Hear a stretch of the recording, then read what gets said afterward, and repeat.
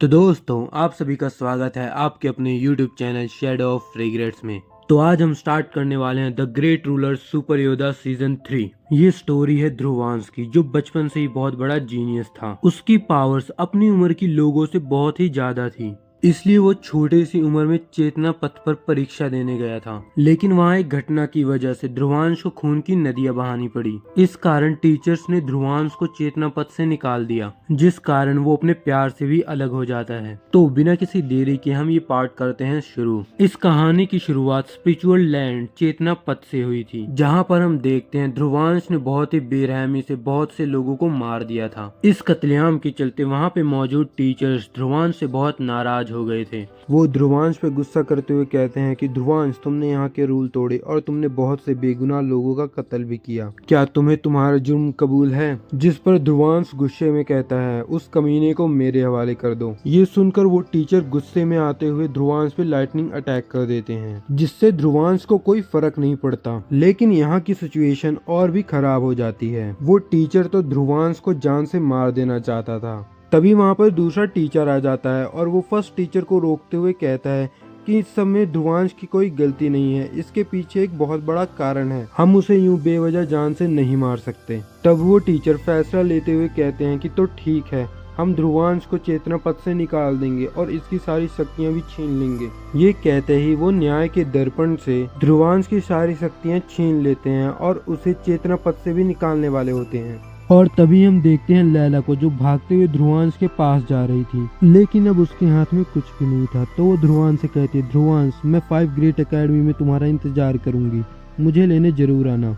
फिर हम देखते हैं 1.5 साल बाद का सीन, जहाँ पर हम देखते हैं ध्रुवांश जंगल में बैठकर अपनी ट्रेनिंग कर रहा होता है और साथ ही साथ उसे लैला की भी याद आ जाती है। और इसी वक्त ध्रुवांश पे कोई पीछे से अपनी स्वॉर्ड से अटैक कर देता है, जिससे बचने के लिए ध्रुवांश ने भी अपना डैगर बाहर निकाल लिया था और वो सोचता है अब मुझे इस तलवार को तोड़ना ही होगा। जैसे ही ध्रुवांश तलवार तोड़ने वाला होता है, तभी वहाँ पे मायरा आ जाती है और वो कहती है, ध्रुवांश प्लीज मेरी तलवार मत तोड़ना। ये सुनकर ध्रुवांश रुक जाता है और वो मायरा के पास आता है और मुस्कुरा के पूछता है, आखिर तुमने मेरे पे हमला क्यों किया? मायरा कहती है, वो तो मैं बस देखना चाहती थी कि तुमने पहले से कितनी इम्प्रूवमेंट कर ली है, क्योंकि जब तुम चेतना पथ से लौटे थे तब तुम्हारे पास बिल्कुल भी स्पिरिचुअल एनर्जी नहीं थी। मैं तो बस एक बार वेरीफाई करना चाहती थी कि तुम्हारी पावर्स बढ़ भी रही हैं। फिर ध्रुवांश कहता है, मुझ पर हमला करने का ये कोई अच्छा रीजन तो नहीं है। फिर मायरा कहती है, चलो भी, तुम मुझे नहीं हरा सकते, मेरी पावर्स तुमसे ज्यादा हैं। ध्रुवांश इस बात पर कोई रिएक्शन नहीं देता। फिर मायरा कहती है, तुम कितने बदल चुके हो, पहले जब मैं ये सब कहती थी तो तुम मेरे पैरों से चिपक जाया करते थे,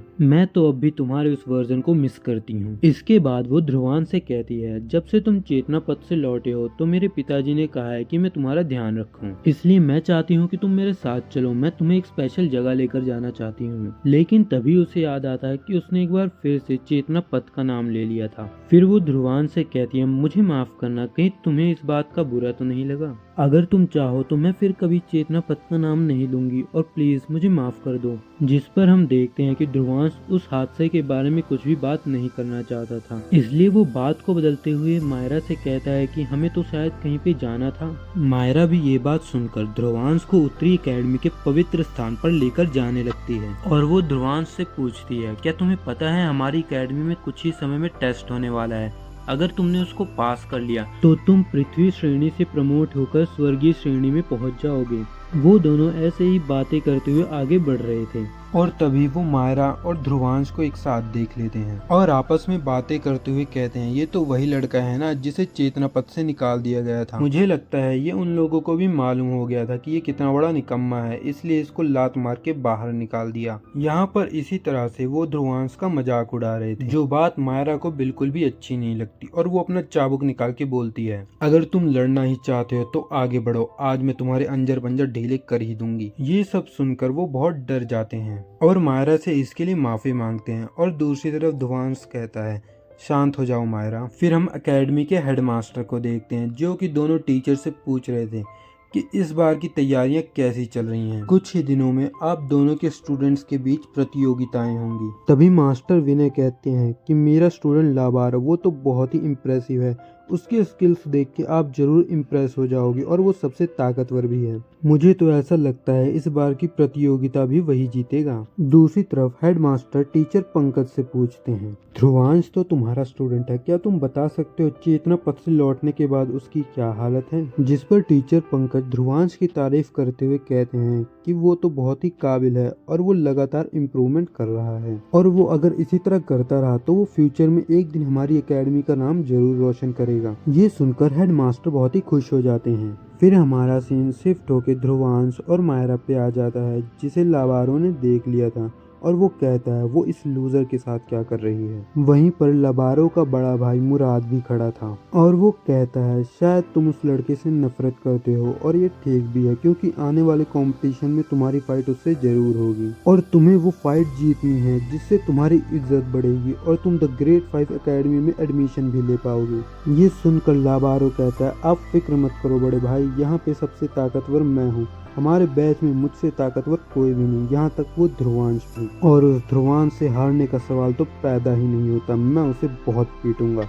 लेकिन मुराद अपने छोटे भाई लाबारो से कहता है फिर भी तुम अपना ख्याल रखना, क्योंकि तुम जानते हो हमारे नागवंशी क्लैन और उनके राजवंशी क्लैन में जानी दुश्मनी है। अगर तुम ये फाइट ध्रुवांश से हार गए तो बिना वजह हमारी इज्जत मिट्टी में मिल जाएगी। दूसरी तरफ ध्रुवांश इन सभी बातों से अनजान था। तभी वहाँ पर ध्रुवांश को किसी की आवाज सुनाई देती है और वो कहता है कि वहाँ पर कुछ स्टूडेंट्स की लड़ाई हो चुकी है। टीचर विनय के स्टूडेंट टीचर पंकज के स्टूडेंट्स को पीट रहे हैं। ध्रुवांश ये सुन के काफी हैरान हो गया था। फिर हम वही सीन देखते हैं जहाँ पर वो आपस में लड़ रहे थे और साथ में वो ये भी बोलते हैं मास्टर पंकज के स्टूडेंट कितने कमजोर हैं। ये सब देखकर मास्टर पंकज का स्टूडेंट वरुण आगे आता है और उनसे लड़ने की कोशिश करता है, लेकिन दूसरी तरफ मास्टर विनय का स्टूडेंट युवान तो बहुत ही पावरफुल था, वो धीरे धीरे वरुण पर भारी पड़ने लगता है। फिर वरुण कमजोर पड़ते हुए कहता है शुक्र मनाओ ध्रुवांश यहाँ पे नहीं है, नहीं तो वो तुम्हारा बहुत बुरा हाल करता।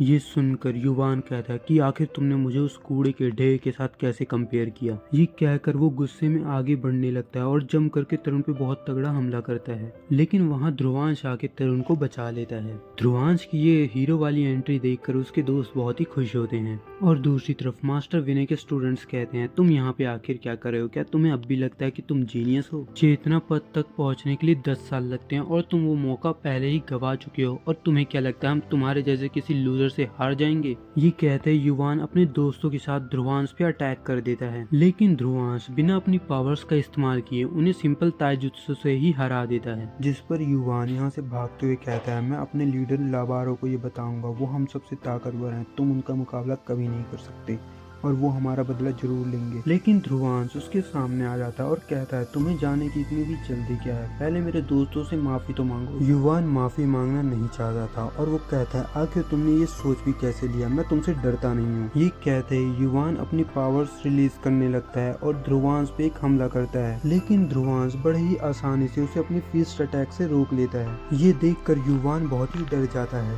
फिर ध्रुवांश कहता है चलो भी अब माफी मांग भी लो, नहीं तो मेरे पास कोई और रास्ता नहीं बचेगा। जिस पर युवान की जान तो हलक तक आ गई थी, लेकिन तभी वहाँ पे लाबारो आ जाता है और ध्रुवान से कहता है शायद तुमने अपनी पावर्स पहले से बढ़ा लिए, लेकिन अभी भी तुम उतने ताकतवर नहीं हुए कि तुम मेरे दोस्तों को परेशान कर सको। दूसरी तरफ युवान लाबारो की तरफ भागकर जाते हुए कहता है बॉस इस लड़के ने हमें पीटा, प्लीज आप हमारा बदला लो। जिस पर लाबारो पहले उस पे गुस्सा करते हुए उसे डांटता है, फिर वो ध्रुवांश से कहता है कि तुमने मेरे दोस्तों को मारा, तुम्हें इसकी एक्सप्लेनेशन देनी चाहिए। जिस पे ध्रुवांश कहता है एक्सप्लेनेशन मैं नहीं, एक्सप्लेनेशन तुम्हें देनी चाहिए, क्योंकि तुम्हारे दोस्तों ने आकर यहाँ पे मारपीट शुरू की थी। लाबारो को ध्रुवांश का ये एटीट्यूड बिल्कुल पसंद नहीं आता और वो कहता है कि आखिर तुम इतने घमंडी क्यों हो, तुम किस्मत से ही चेतना पथ पे पहुंचे थे और फिर उन्होंने तुम्हें लात मार के निकाल दिया। जिस पे ध्रुवांश कहता है अगर तुम देखना ही चाहते हो मुझे किस बात का घमंड है तो आगे बढ़ो। ये सुनकर लाबारो को गुस्सा आ जाता है और वो अपनी एनर्जी रिलीज करता है। फिर वो ध्रुवांश पे अटैक करने के लिए बहुत ही तेजी से आगे बढ़ता है, लेकिन तभी वहाँ टीचर पंकज आकर उन दोनों को रोक लेते हैं और डांटते हुए उन्हें कहते हैं क्या तुम्हें पता नहीं क्या एकेडमी के अंदर फाइट करना अलाउड नहीं है, ये रूल्स के खिलाफ है। अगर तुम दोनों को एक दूसरे के साथ फाइट ही करनी है तो कंपटीशन का इंतजार करो। जिस पे लाबारो कहता है मैं तो कंपटीशन में पहुंच ही जाऊंगा, लेकिन मुझे लगता है ये ध्रुवांश डर के मारे वहां दिखेगा भी नहीं। ध्रुवांश को उस कंपटीशन से कोई फर्क नहीं पड़ता था, लेकिन तभी टीचर पंकज कहते हैं जो भी ये कंपटीशन जीतेगा उसे द ग्रेट 5 अकेडमीज में जाने का मौका मिलेगा। जो सुनकर ध्रुवांश को अपनी प्रेमिका लैला की याद आ गई थी, जिसने ध्रुवांश से कहा था मैं द ग्रेट 5 अकेडमी में तुम्हारा इंतजार करूंगी। ये सुनकर ध्रुवांश भी लाबारो के उस चैलेंज को एक्सेप्ट कर लेता है। जिसके बाद मायरा ध्रुवांश के पास आ गई थी और वो कहती है तुमने लाबारो के चैलेंज को एक्सेप्ट क्यों किया? उसके पास बहुत सी जानलेवा टेक्निक्स हैं और तुमने तो अभी अभी अपनी पावर्स को बढ़ाना शुरू ही किया है। कंपटीशन भी सिर्फ 10 दिन में शुरू होने वाला है, आखिर तुम उसे कैसे हराओगे? जिस पर ध्रुवांश कहता है मेरे पास इसका सोल्यूशन है। ध्रुवांश ये कहते ही हमारा सीन शिफ्ट होता है और हम देखते राजवंशी दल के मुखिया ध्रुपद राजवंशी को और उनका छोटा भाई मंगल राजवंशी उन्हें बताता है कि कैसे नागवंशी के लोग हमारे राज्य में घुसने की कोशिश कर रहे हैं। बॉर्डर्स की सिचुएशन भी काफी खराब हो चुकी है। फिर ध्रुपद कहते हैं कि अभी के लिए हम उनसे जंग नहीं छेड़ सकते, हमें सही समय का इंतजार करना चाहिए। ये सारी बातें वहाँ पर चल ही रही थी, तभी वहाँ पे अचानक ध्रुवांश आ जाता है, जिसे देख के ध्रुवांश के पप्पा और उसके चच्चा बहुत ही खुश होते हैं। इसके बाद वो ध्रुवांश से पूछते हैं कि तुम्हारी ट्रेनिंग कैसी चल रही है। ध्रुवांश उन्हें सारी सिचुएशन समझा देता है और बताता है कैसे लाबारो ने उसे चैलेंज किया, लेकिन अभी तक मेरे पास कोई स्पेशल टेक्निक नहीं है। जिस पर उसके फादर कहते हैं तुम उसकी चिंता मत करो, हमारे पास बहुत सी टेक्निक है, तुम मेरे साथ स्टोर चलो। स्पेशल टेक्निक स्टोर में आने के बाद ध्रुपद राजवंशी ध्रुवांश को बताते हैं कि तुम्हें यहाँ पे सारी तरह की टेक्निक्स मिलेंगी, जिन्हें मैंने टॉप, मिडिल और लोअर रैंक में डिवाइड किया है। तुम्हें जो भी टेक्निक पसंद आए तुम वो ले सकते हो। ये सुनने के बाद ध्रुवांश वहाँ पे रखी सारी टेक्निक्स खोल के देख रहा था और उसके पिता उसे बता रहे थे कि कौन सी टेक्निक उसके किस काम आएगी। उन सभी टेक्निक्स को देखते हुए अचानक से ध्रुवांश को एक तरफ से आवाज आती है और उसे महसूस होता है कि एक स्पेशल टेक्निक खुद ही उसे अपनी तरफ बुला रही थी। ध्रुवांश भी ये देख के बहुत हैरान हो गया था और उसे समझ नहीं आ रहा था कि एक टेक्निक उसे कैसे बुला सकती है। ध्रुवांश ने ये सारी बातें इग्नोर करते हुए उस टेक्निक को निकाला और अपने पिता से पूछा कि आखिर इसका क्या यूज है। जिस पर ध्रुवांश के पिता कहते हैं कि तुम इस टेक्निक को वापस रख दो। फिर ध्रुवांश कहता है पता नहीं क्यों मुझे ऐसा लग रहा है अगर मैंने इस टेक्निक को वापस रख दिया तो मैं पूरी जिंदगी भर पछताऊंगा। फिर ध्रुवांश के पिता कहते हैं अगर तुमने ये फैसला कर ही लिया है तो मैं तुम्हें इस टेक्निक की पूरी सच्चाई बताता हूँ। इस टेक्निक का नाम है विजय स्तंभ, जो कि तुम्हारी मदर को बिलोंग करता है। वो इस टेक्निक को तुम्हारे लिए ही छोड़ के गई थी। उन्होंने मुझसे कहा था जब तुम बड़े हो जाओगे तो तुम खुद इसे चूज करोगे और अगर तुमने ये चूज ना किया तो ये यहाँ पे ही पड़ा रहता। सच कहूँ तो ध्रुवांश, मैं भी नहीं जानता इस टेक्निक का रैंक क्या है। ये सारी बातें सुनकर ध्रुवांश मीरा माँ के बारे में पूछता है, जिस पर उसके पिता बताते हैं कि वो तुम्हें बचाने के लिए हमें छोड़कर चली गई। मैं तुम्हें ज्यादा कुछ नहीं बता सकता क्योंकि इससे तुम्हें तकलीफ ही होगी, लेकिन एक बात तुम हमेशा याद रखना, वो तुमसे बहुत ही ज्यादा प्यार करती थी। ध्रुवांश भी मीरा माँ के बारे में सुनकर काफी इमोशनल हो गया था क्योंकि उसने बचपन से ही अपनी माँ को नहीं देखा था। साथ ही साथ वो अपने फादर से प्रॉमिस करता है चाहे कुछ भी हो जाए मैं एक दिन अपनी माँ को वापस जरूर लाऊंगा। ध्रुपद ये सुनकर काफी खुश हो गए थे। वो ध्रुवांश पर प्राउड महसूस करते हुए कहते हैं कि मुझे तुम पर पूरा विश्वास है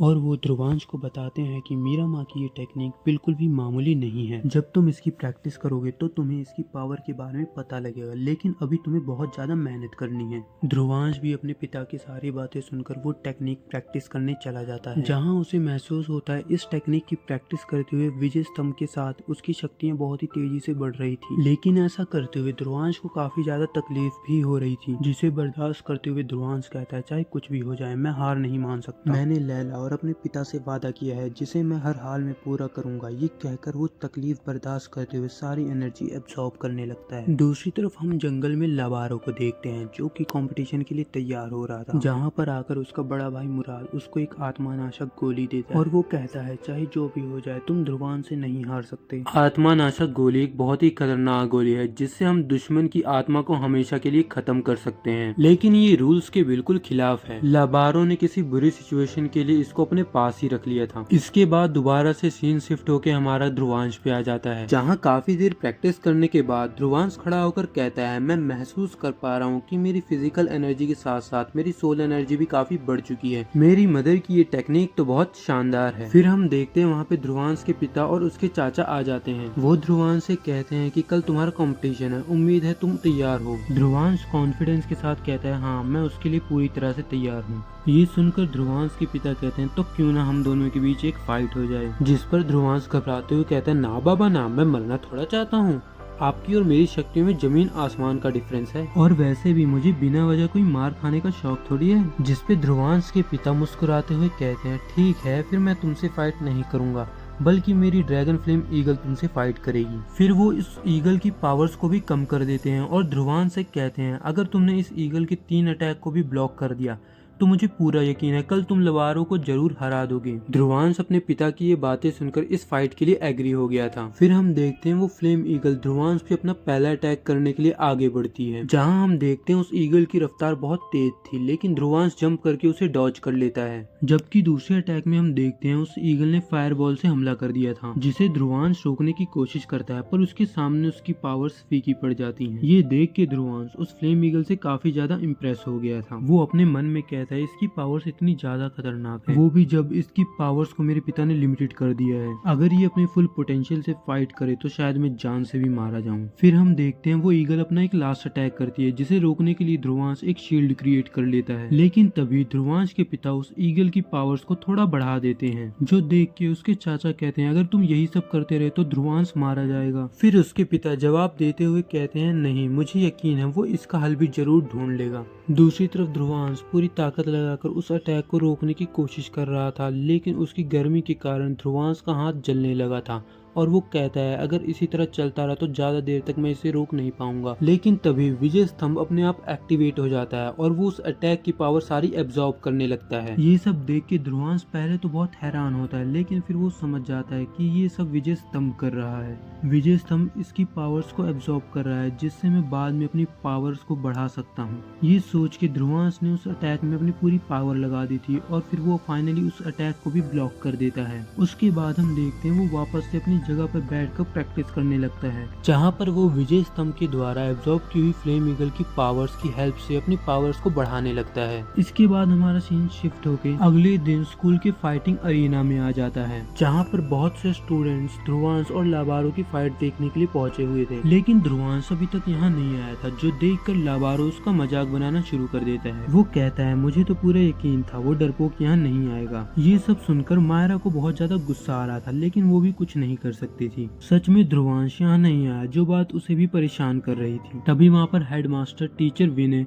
और टीचर पंकज भी आ जाते हैं और हेडमास्टर कहते हैं ये सिर्फ एक फ्रेंडली मैच है, तुम्हें किसी की भी जान नहीं लेनी और बाकी के रूल्स भी तुम्हें पता ही होंगे। जो भी ये कंपटीशन जीतेगा उसे 5 ग्रेड एकेडमी में जाने का मौका मिलेगा। ये सब बताने के बाद हेडमास्टर कहते हैं तो चलो इस कंपटीशन को शुरू करते हैं। कंपटीशन तो शुरू हो गया था, लेकिन ध्रुवांश के यहाँ ना होने के कारण मायरा और वरुण बहुत परेशान थे। तभी लाबारो आगे आते हुए कहता है कि सबसे पहले मैं फाइट करूंगा ध्रुवांश से। ध्रुवांश तो यहाँ मौजूद नहीं था, इसलिए तरुण उसकी इज्जत बचाने के लिए खुद ही मैदान में चला जाता है और कहता है ध्रुवांश से लड़ने से पहले तुम्हें मुझे हराना होगा। तरुण को देखते हुए लाबारो कहता है क्या तुम्हारी पूरी क्लास में और कोई अच्छा स्टूडेंट नहीं है जो मुझे अब तुमसे लड़ना पड़ेगा? जिस पर तरुण गुस्सा होकर अपनी सारी पावर्स बॉडी से रिलीज करने लगता है। उसकी पावर्स देख के वहाँ मौजूद स्टूडेंट्स काफी हैरान हो गए थे और कहते हैं आखिर कब तरुण की पावर्स इतनी ज्यादा बढ़ गई। लाबारो तो तरुण से भी काफी ज्यादा पावरफुल था, इसलिए वो कहता ठीक है चलो आगे बढ़ो, मैं तुम्हें पहला मौका देता हूँ, तुम चाहो तो मुझ पर पहला हमला कर सकते हो।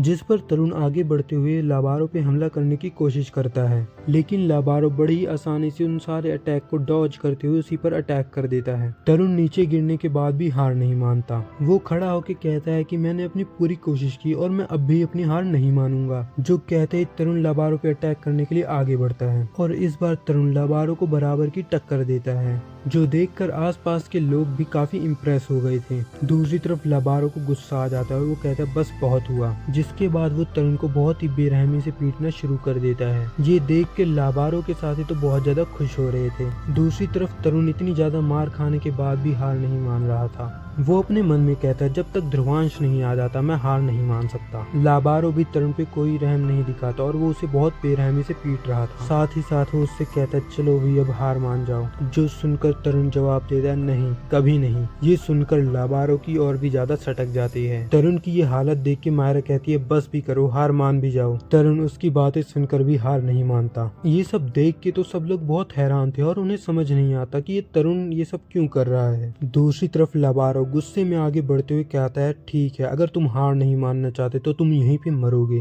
ये कहते ही जैसे ही वो तरुण पे लास्ट अटैक लैंड करने वाला तभी वहाँ पे ध्रुवांश आ जाता है, जिसने तरुण की जान बचा ली थी। ध्रुवांश की हीरो वाली एंट्री देख के उसके सारे दोस्त बहुत ही खुश हो जाते हैं, जबकि ध्रुवांश तरुण से कहता है तुम्हारा बहुत बहुत शुक्रिया और आगे का सब कुछ मैं संभाल लूंगा। और इसी के साथ हमारा ये एपिसोड होता है खत्म।